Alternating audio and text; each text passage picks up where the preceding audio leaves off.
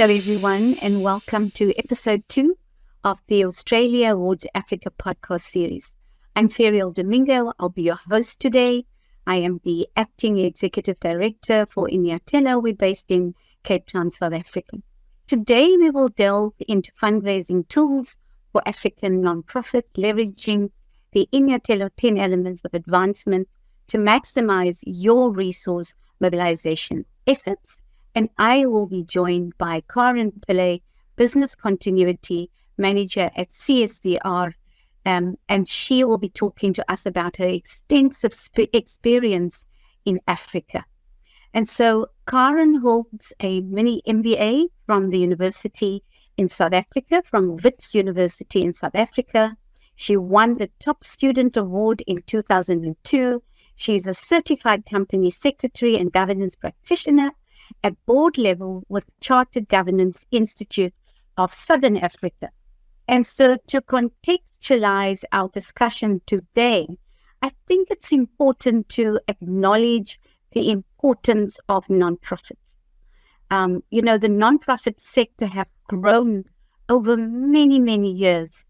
And so nonprofits across Africa play a very, very vital role in addressing social changes and, of course, empowering communities. However, we are always faced with limited resources, and it can often hinder our impact.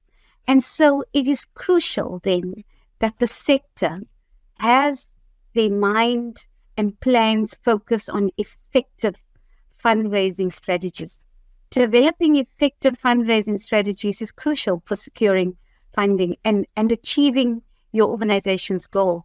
It also allows us to not only secure resources, but also to build meaningful relationships with our supporters. And so to explore this further, I'm going to be talking to Karen Pillay. Karen can, of course, introduce herself a little bit more, as I did just a very basic introduction. Karen has almost 2 decades of experience in the nonprofit sector. Karen, over to you. Just a little brief description. Thank you so much, Farrell, and I'm really honored to be here having this conversation with you. So as the Business Continuity Manager at the Center for the Study of Violence and Reconciliation, we work towards building strategic, sustainable relationships to achieve our overall strategic objectives, and that is to address issues, social justice issues around conflict-related sexual violence, peace building, understanding and prevention of violence, mental health and psychosocial support services. So these are some of the issues that we address. My portfolio is fundraising, compliance, and also communications falls under my portfolio. Thanks, Karen. Karen, I just want to briefly, just to sort of set the scene a little bit, just briefly talk about the 10 elements of advancement and just as a framework, because we believe it is a very valuable guide for your fundraising approach in the African context, of course. And so we talk about the 10 elements of advancement, but we're not going to go into all of them. We're just going to be talking very, very briefly about them with you.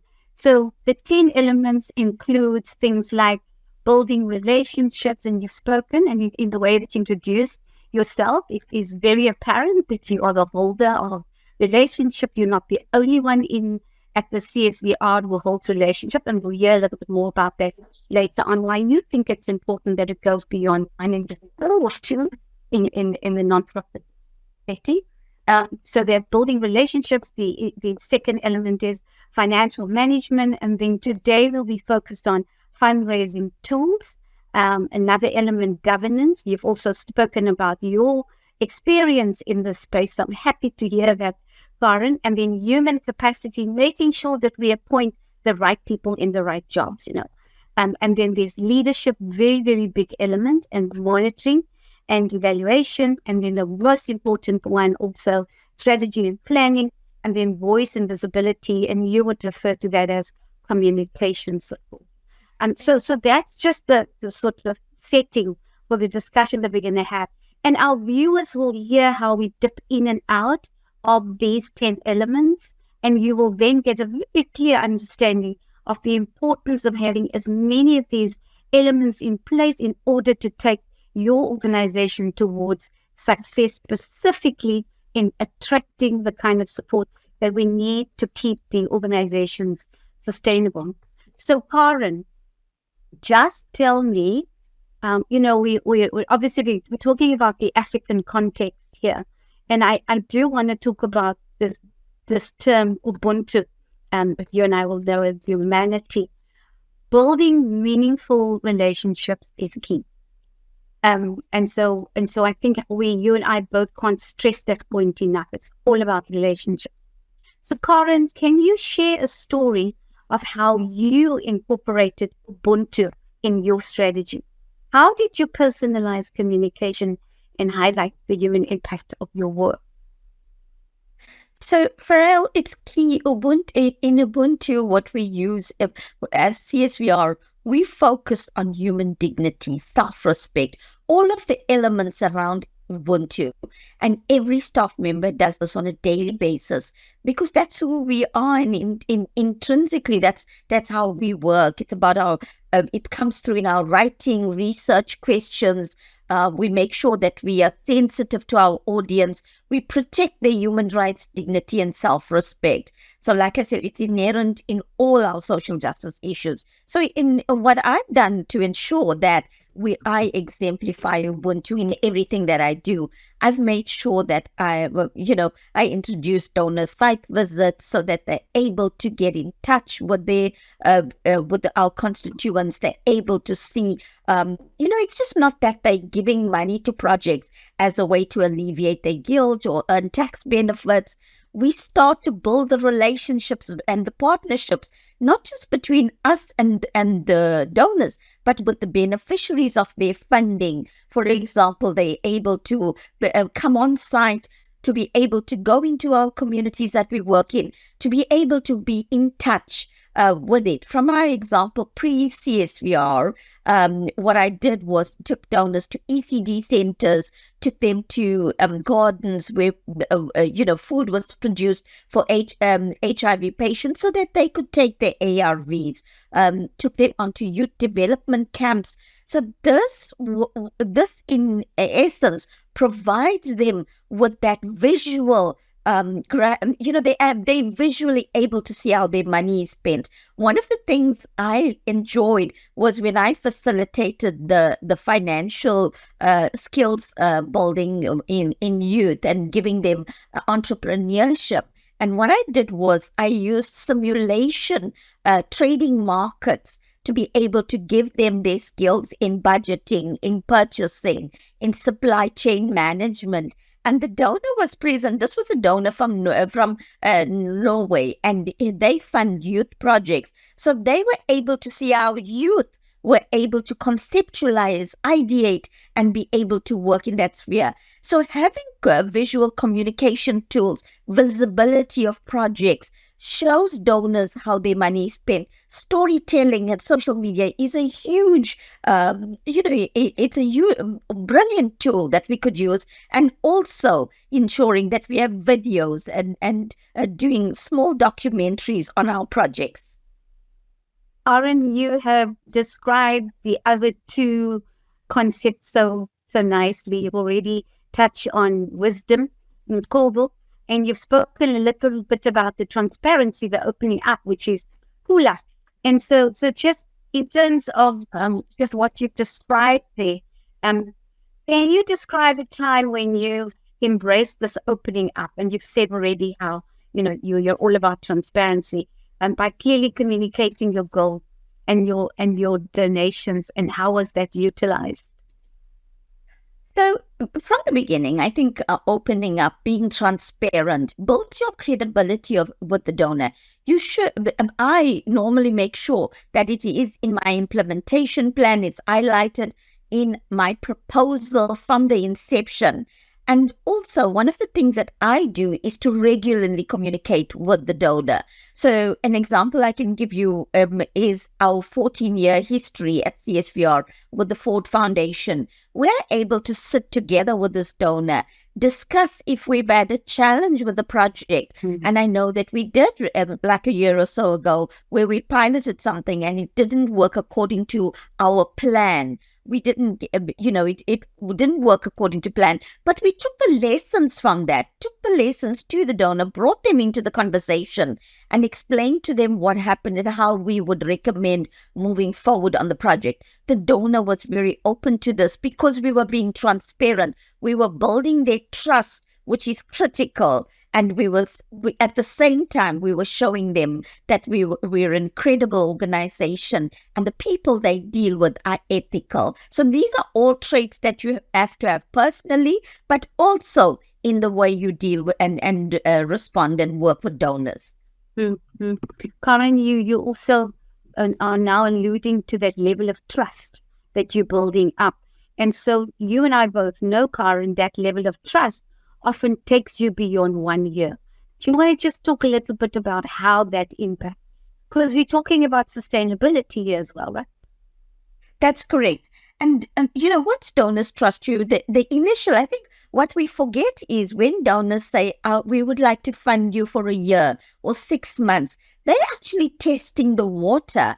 And they trying to see, okay, if I invest in this, especially new donors, if I invest in this organization, what sort of return on investment am I getting? We talk about social investment, and is this a credible organization? Do they have the systems and processes? And are they able to ensure that the money gets to the intended beneficiaries in the way that it was meant to be? So therefore, that period is critical for an organization to ensure that they are responding to the donor, they in touch with, they understand what the donor requires, and to be able to build a relationship so that the donor comes through. I'll give you an example. What we did was, one of the things that I did was have a lunchtime conversation where in my history, I had a lunchtime conversation with one of our pharmacists. It was just a general conversation. And we found that something didn't work within the health sector. They didn't have enough, pharmacists to dispense ARVs. So what we did was this lunchtime conversation, we took it and turned it into a concept. Using that concept, we did a poster presentation. And from there, we linked up to Annie Lennox, which was a contact. Now look at how we leveraged our contacts. We didn't stop at just the two of us. We discussed it with the executives in our in the organization. We discussed it with the CEO. We took the conversation further and further every step of the way. He knew somebody that knew Annie Lennox. She then knew somebody at the Elton John Foundation. Mm. It was like casting a pebble into water and watching the ripples and being able to respond to it. And eventually we got 1.8 million pounds in funding for the first 18 months. And it then converted to year 2 and 3 with 2 million pounds. So these are the things I've seen it even at CSVR, where I am currently in the last 2 years. We do that all the time. We ensure that the relationships from year 1 ends up where the donor starts approaching us. We've had a number of donors over the last couple of months to come to us and say, please submit a proposal for this. Yes, this is a closed call. We want to partner with CSVR. So these are the steps that you take. Sometimes, like for example, a year ago, I went to the NGO CSW in New York. But we piggybacked that to a donor trip in Washington, and we met with donors there. Nothing happened for a year.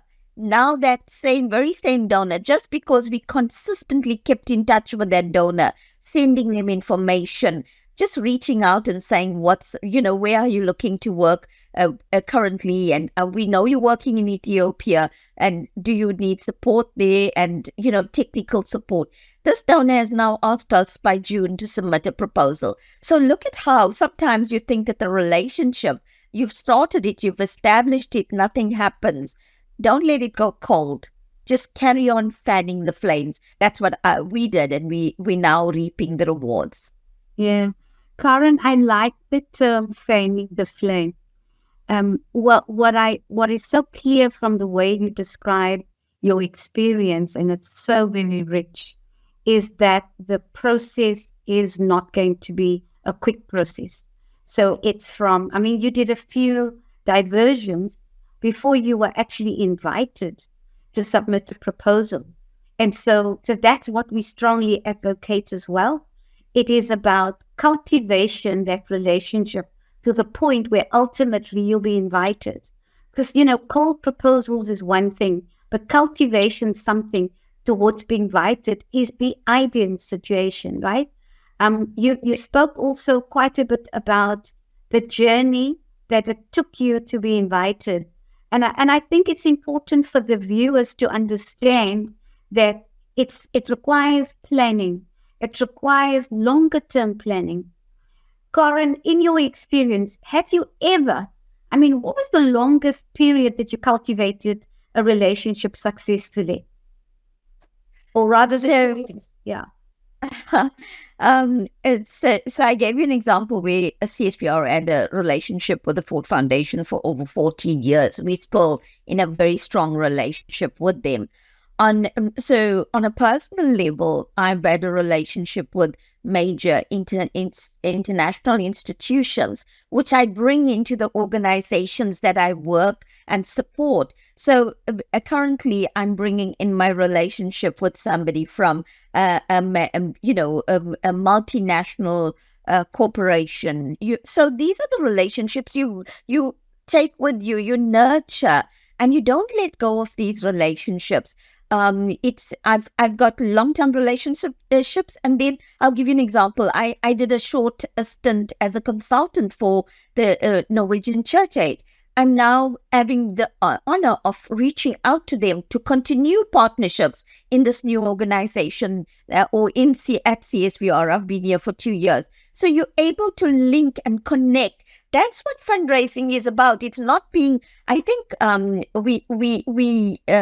we tend to be selfish as fundraisers. Let's be very frank about it. We're scared. We keep our cards close to our chest because we don't, we think, okay, if we introduce, this is what's going to happen. But it's not the case.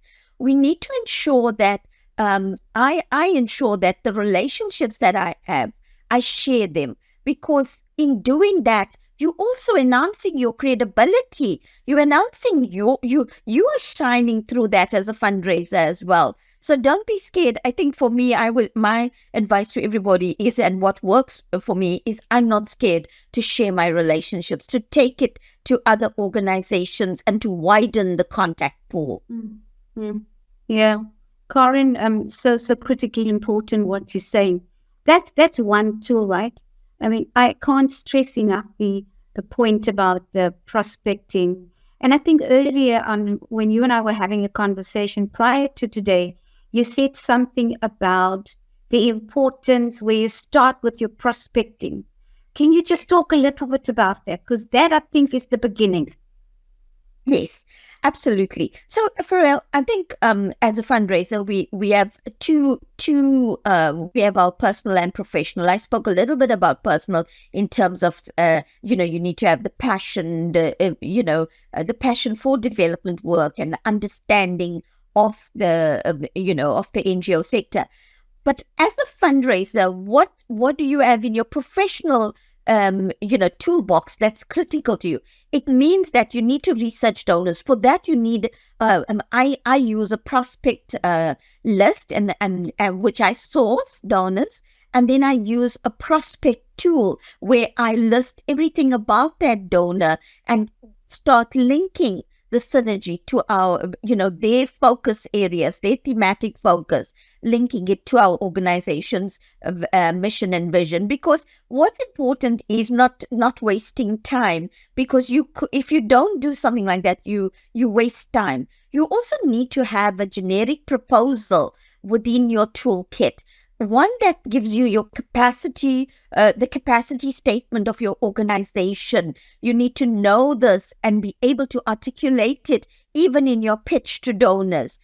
You need to have your monitoring and evaluation. What are the key components of it? So these elements, as much as you need to have it in writing up your proposal, just make sure that you have it in your generic toolkit as well, because it makes the difference between quickly pulling something together, putting a proposal together, and then taking a long time to put a proposal together where you might end up missing the deadline. So, and also knowing your team is important. Who in our team can write well on this particular technical aspect? Who in our team, can do the research for me? Who holds relationship with that donor that I may not have? So these are all the critical things that you first need to leverage within your team as well. And then externally, you need to know who are your stakeholders that will partner with you. If it's a multi-country, multi-partner proposal, you need to know. I make sure that I know it. I know who in my team will be able to tell me, you can partner with this in this country, or you can partner with this organization in South Africa. These are what they're doing that links to us. So you don't only have to know what the donor, what their thematic focus areas are and how you link. But in the social justice sector as CSVR, we need to know who our partners are, who our competitors are. How do we turn competition into collaboration, and who can we work with? Sometimes somebody you see as your competition can actually be your collaboration on a very big proposal that the both of you end up working together in harmony. So how do you harness the skills externally, internally, and harmonize it to work for you? Right. Karin, I want to just go back to, so you spoke about what is in your fundraising toolbox, right? And so we also have other platforms like what does your online presence look like? I mean, you being responsible for communication as well. What do you do at CSVR to make sure that you have a strong online presence? What is your social? I'm just going to give you a few, and then perhaps, because I know you're going to talk about a whole lot of these things. Social media, your engagement levels on social media. Do you do email marketing? Maybe you do, maybe you don't. And then we'll come back to talking about the importance of grant proposals and joint proposals, which you've already alluded to earlier on. And then finally, I think we'll talk about the partnership and collaboration aspect. But can you just talk to us about communication-wise, how should you be set up? Because that is a very strong tool. So at CSVR, I think, as you know, Farayel, we're a strong organization that as evidence-based. Our multidisciplinary approach is linked to the evidence from the lived realities of communities. So we do a lot of research. Using that research, our publications, policy briefs, opinion pieces are written. What we then do is make sure that this is shared onto our social media. We use that as the foundation for our campaigns and linking via social media to our target audience.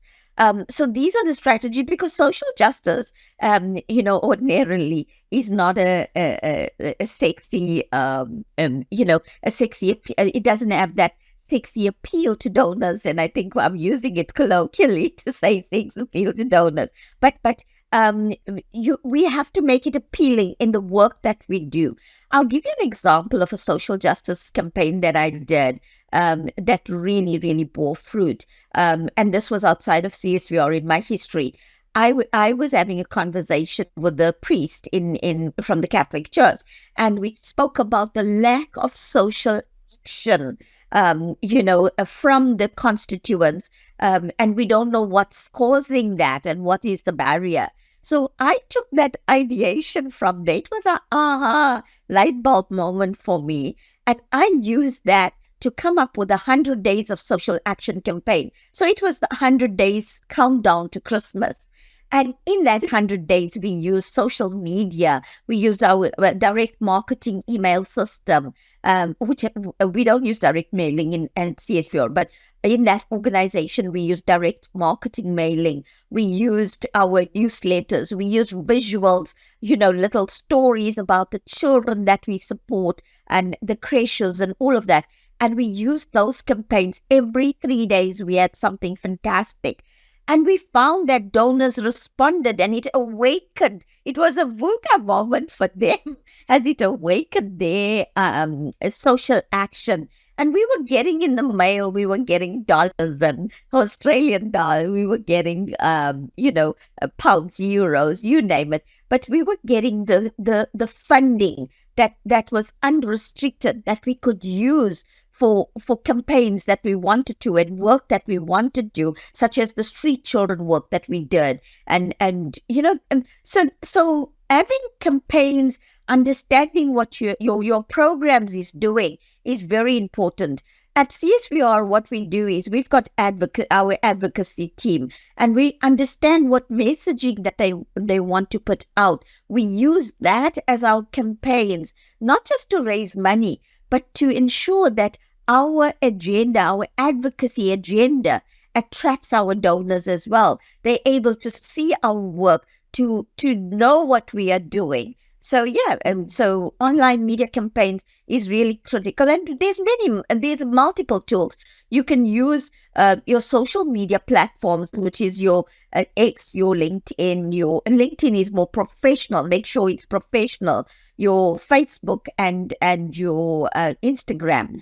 But I found as well that presenting on international forums really provides that platform for social justice organizations. I'll give you an example. Recently, I presented at Convaloris Funds Week, but I was able to take our donor, the Ford Foundation.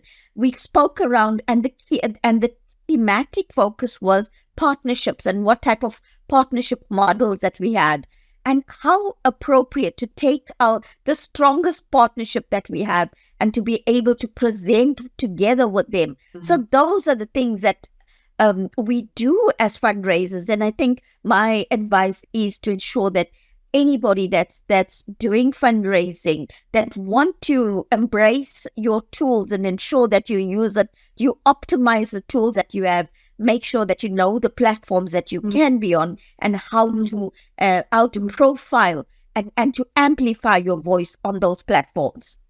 Right.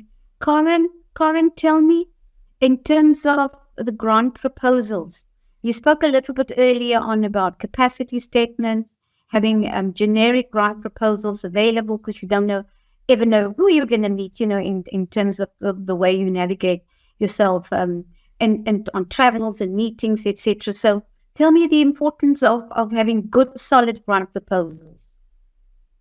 So proposals are critical. We can talk to donors, but they really want to see, they want to see that plan that you have.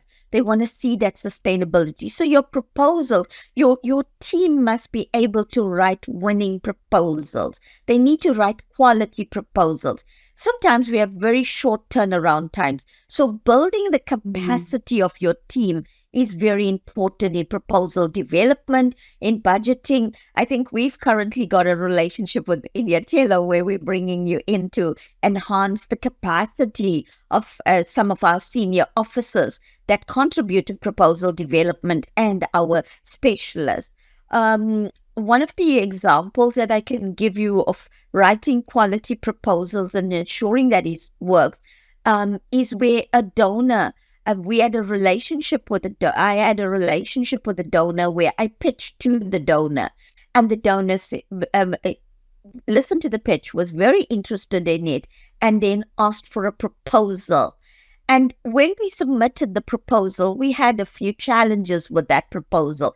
But do you know what? The relationship between the donor and us enabled the donor to say, you need to strengthen on which is your sustainability beyond the funding aspect. You need to strengthen on your M&E, and you need to give us, show us where community is, where you've involved the constituent, where you've involved the beneficiaries, where their voices come through your proposal. So this is very important, that we have to ensure that we can't be prescriptive. So historically, we would come and say, this is what we think will work in this community, so we are going to provide this particular program.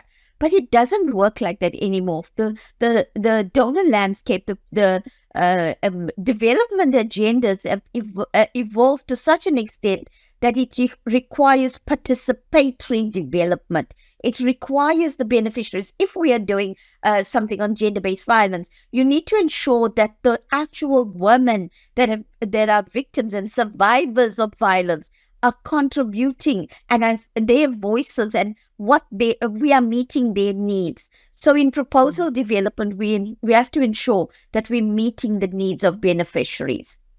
Yeah. Thank you for bringing that to the fore, because it isn't a one-way street.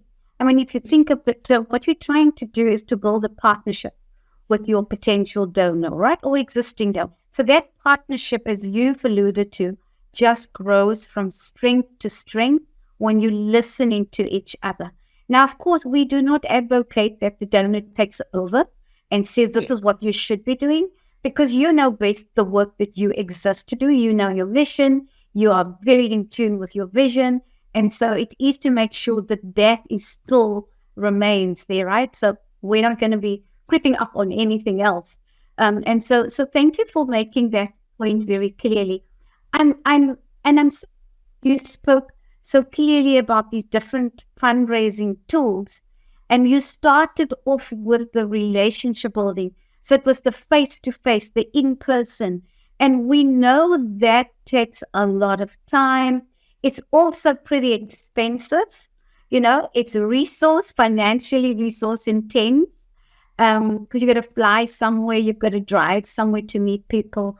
Often they don't come to your place first and so on, but it depends on the relationship. And then you went into the online presence, social media, email marketing, and grant proposal.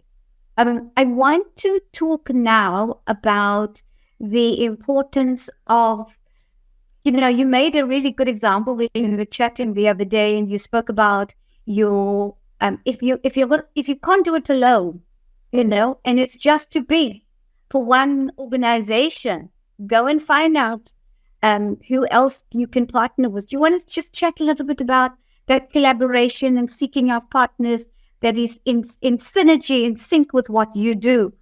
So thanks, Karen. And for that reminder, yes, definitely.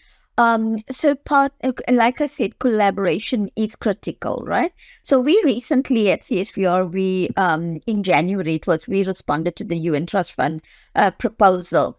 But what we found was that we wanted to work in Southern Africa, in the countries, in 3 countries, and also on the SADC region. So what we did was we found that our GBV symposium, we had all of these partners at the symposium. Some of them were a first time meeting with, it was a first meetup with those partners. And we were able to bring them into the collaboration because at that symposium, the conversation was so interesting and important in understanding where they are in terms of addressing violence against women and girls. We were able to bring them into the proposal. So I led the collaboration around it and consolidating the proposal. It was a fantastic experience because we were able to harness each of the organizations. One had legal experience, one had community working with youth in schools. One at the SADC, where they worked on various platforms that they could elevate the messaging and ensure that it was on the agenda at the highest platforms. And so we were able to leverage of each of the different strengths and then write up this proposal. So you can't do it all as a fundraiser, but I also want to bring it back, Farrell, to internally. you cannot do it alone. So it's important that you understand your team's strength, like I said, and be able to know when to lead the proposal and write it, and know when to sit, stay back in the background, work with the team, and how you work with that team is important in getting the information. Thank you, Karen. Important that you raise that question as well, or the point about internally is understanding the strengths of the team, because you can't do this alone. And I think in terms of when you were saying earlier on, we're partnering at the moment on building capacity, it's also important to make sure that you retain that capacity internally and the skill set internally. Because we also know that, and I know you said earlier on you were a consultant at one point. It's so important that organizations, they can have consultants, but I think the main work needs to be done by people inside the organization so that you can grow the team to greater strengths and greater heights. So thanks for that, Karen. Karen, of course, all this sounds fantastic, and we've got all the experience, we're going, but the space, the sector is not without tremendous challenges. And so I want to just talk about overcoming those challenges. Every journey has hurdles. And so has there ever been a funding or fundraising challenge that you encountered, that you faced? How did you overcome it by using some of the experience and principles that you spoke about so nicely? So, and something that fundraisers need to build resilience and coping strategies on is rejection. Fundraising is like dating and getting married, and you find that you faced with rejection. When you're able to turn rejection into your strength, that is when you are great at what you do. So often we find that internally in an organization, the fundraisers, the teams within think, fundraising is just the fundraiser's duty, like you said. But it's not. It's everybody within the organization is the fundraiser of the organization.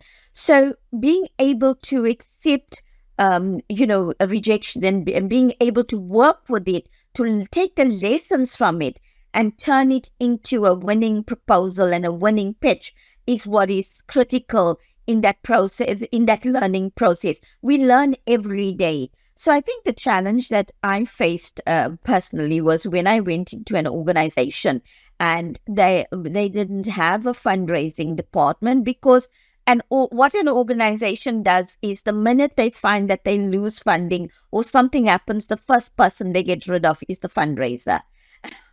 And this is so strange, because the last person there, or the person that you need most at that time is your fundraiser. So so what I had to do is go in where the organization didn't have fundraising, fundraising department for 2 years.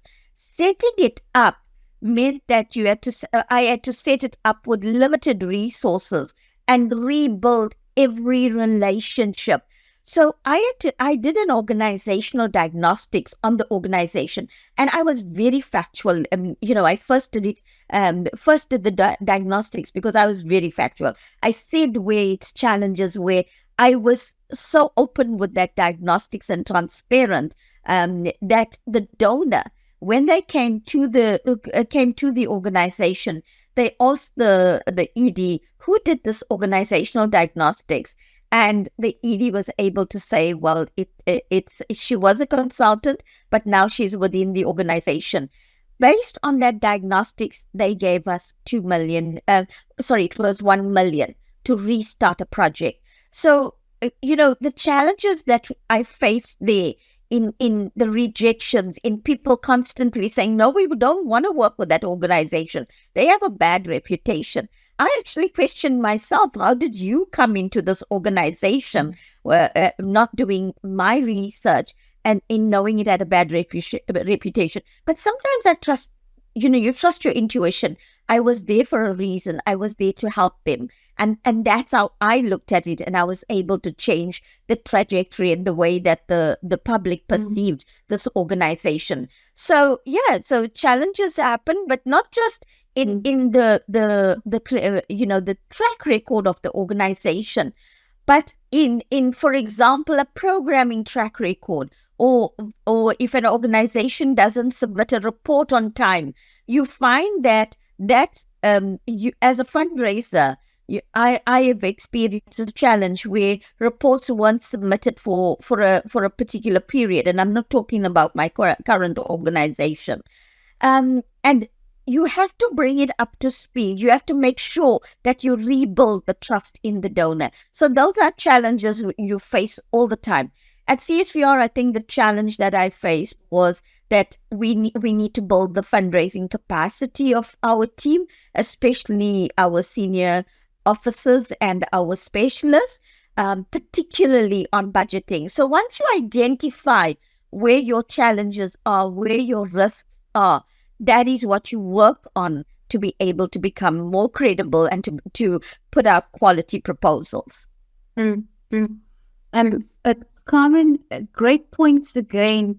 You're talking about constantly reviewing and at every point knowing where the risks are and what you still have to deal with. So it's not like you can just keep charting forward.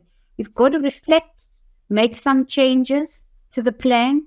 Okay, we've got to go slightly left now because we need a little bit of skills building.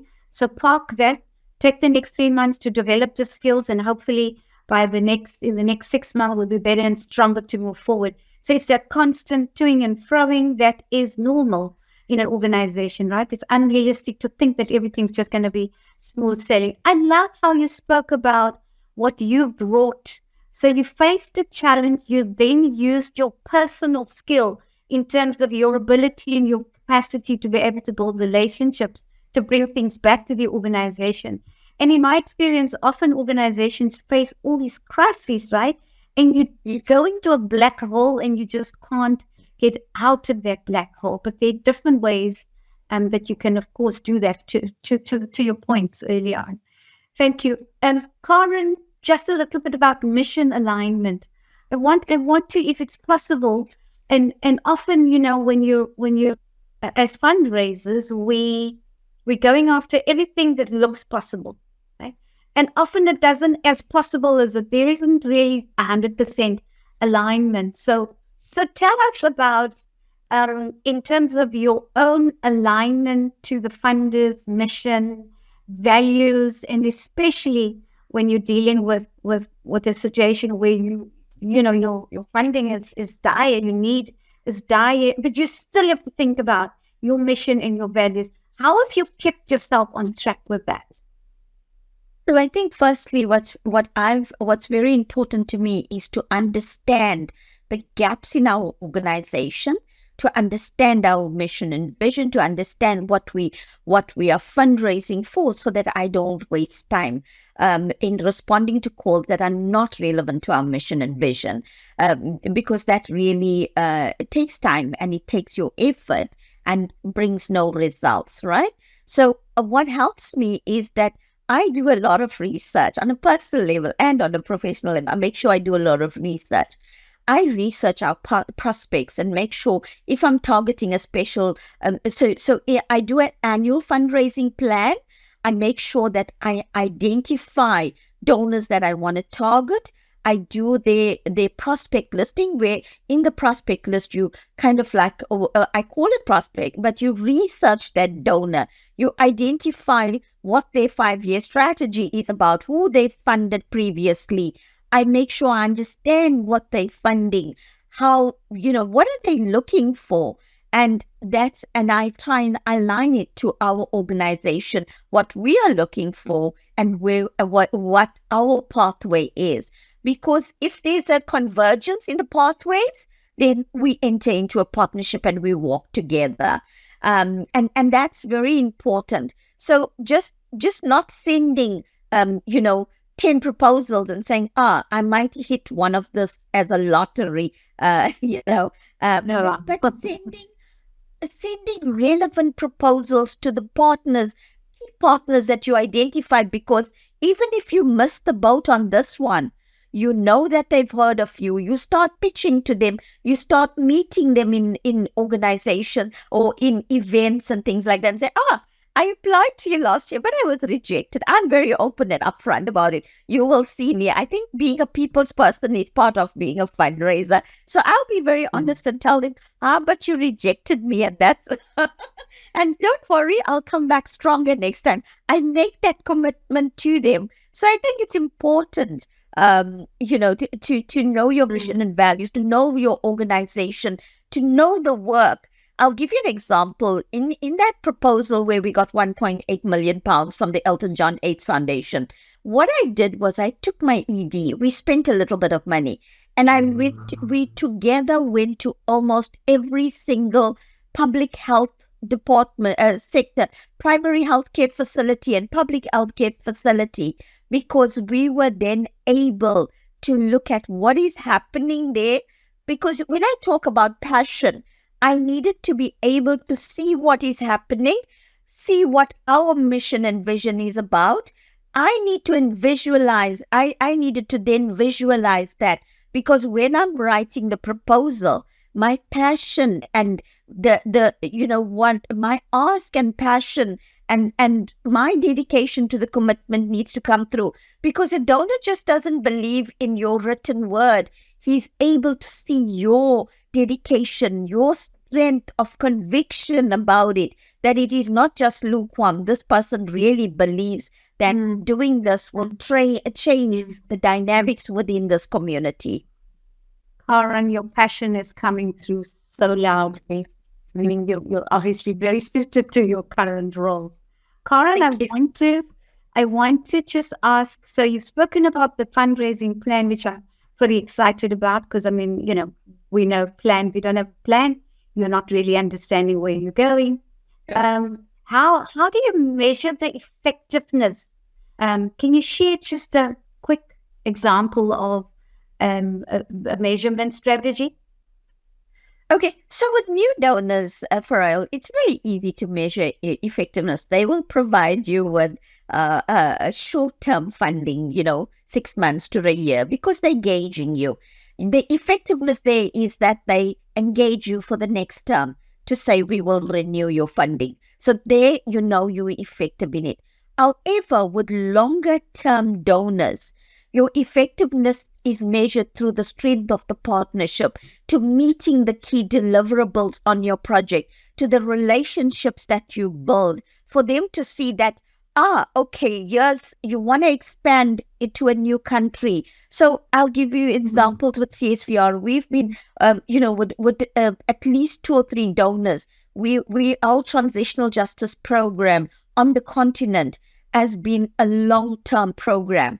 And our effectiveness in that program, you measure it in terms of where you've started with the project. It might have been looking at an entry point, which is, say, the mental health and psychosocial support services that we provided. But they are now funding us for transitional justice, and the nexus between transitional justice and MHPSS. They are now funding us for research on looking at the impact of transitional justice. So that is that is where you are measuring it all the time, not just with saying, I've met the key deliverables and this is the impact. It is in the way the community speaks about you as well. It is in the relationships with the department that we link to the National Strategic Plan. We link to the AU, the African Union, transitional justice approach. We link globally to what's happening. For example, we currently working on a project that looks at racial profiling and racial justice. So it is looking at taking those things and looking at how you leverage off those collaborations as well. I'll give you another example of how we measured the effectiveness of our work. We established relationships with a few donors. And what they did was, although they couldn't fund us, right, on our from our fundraising, so they couldn't fund us, but what they did was, by word of mouth, they shared our work. The donor shared our work with other donors and with other partners that started linking to us for and saying, let's collaborate. So the effectiveness, not just on your proposals, but on your fundraising relationships, on your key partners in the community, on the community. So you need to measure it at different levels.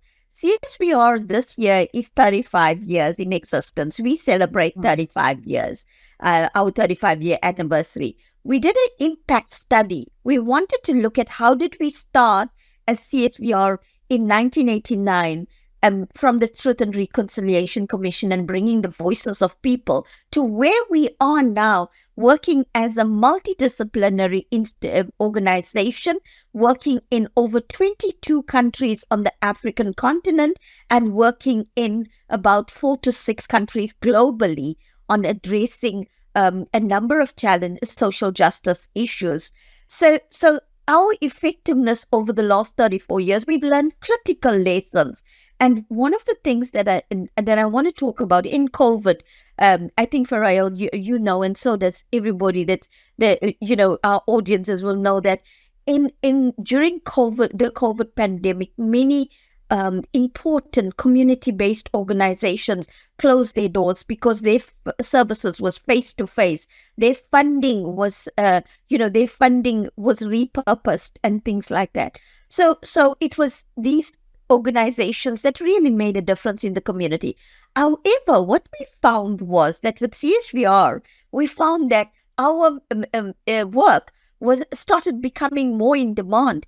Our funding increased exponentially over that period because mental health and mental health was a key issue during COVID.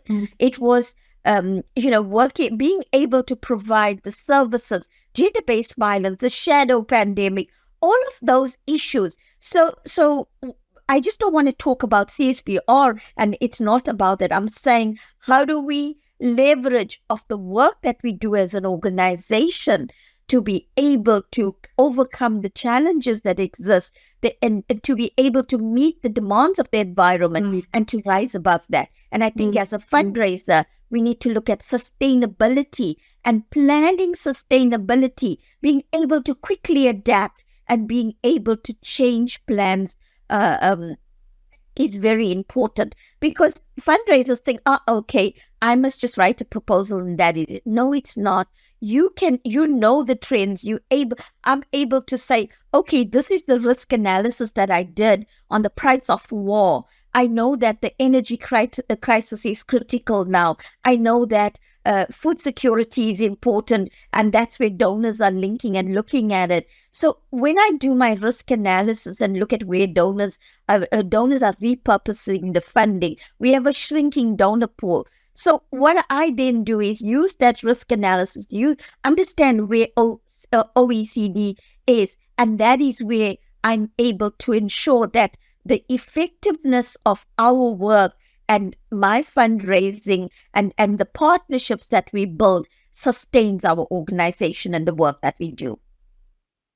Karen, you have also, so thank you for that, but you've also then started to talk about the dynamic landscape, the shifting of things in this dynamic landscape that we operate in. And so you've also spoken about some of your strategies in order to meet the circumstances that's constantly changing. And you've also spoken about philanthropic trends and how those shifts have allowed you to give it a bit more focus, a lot more focus, as I know, in our sector.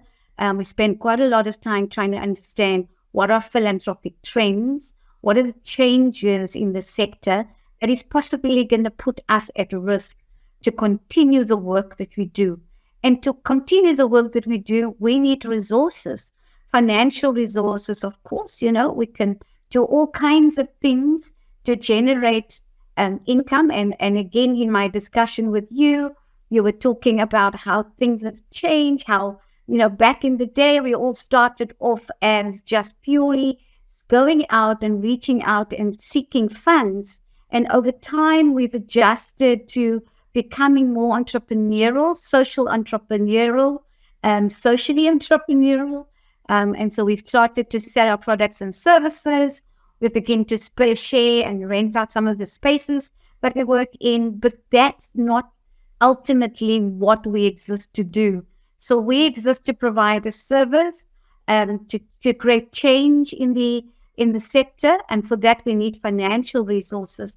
And we recognize, as you've said, that there isn't all the resources available. There's been a lot of changes in the philanthropic space that we are still coming to terms with. So I'm happy that you've shared all of that with us, Karen. It's been a really interesting conversation. Your passion has come through, your experience about the landscape, just about how you've navigated your way through the many, many organizations that you've served. I'm really, really privileged to be able to have this conversation with you. And I hope that our viewers enjoy it as much as I do, as I did. And so just thank you, Karen, for joining me. Thank you for making yourself available. Is there a final word that you want to share with our viewers before we close? Yes, so Farrell, I just want to touch on what you said about the shifting landscape. I want our audience to reflect on what was it like initially. Like you said, it was the begging bowl approach, where we add visuals of crying babies, malnourished children, and and wounded women and things like that. And then that evolved in the over in the 2000 early 2000 to the bang for buck, the return on investment, where you said we had to shift to say we can't rely 100% on donors. We have to look at self-sustainability and other forms, all right? But what I found that in the last 3 to 8 years, donors are investing in causes that they're passionate about, and they're looking at ensuring impact to scale. They're keen to see networks and ecosystems working together on, like I said, national and continental agendas. We see AI in the mix, and using AI capabilities to be able to become better fundraisers and to be able to increase our skills in fundraising. So one of the things I want to say to fundraisers is, if I'm ethical, I ensure that my governor, that I watch the governance of the organization. I put all the building blocks in place. You have a good board. You use your board for fundraising, and and be able to and make the organization see fundraising in a different light, and in the light that it's just not bringing in funds, but it is an integral part of the sustainability of the organization. Then I think we organizations are on a winning trajectory. Thank you. And thank you so much for having me. I love the conversation. I can talk. You know that I love fundraising so much, and resource mobilization. I could talk forever on it. Thank you. So much, Karen. Wishing you well and all the success in your work at the CSVR.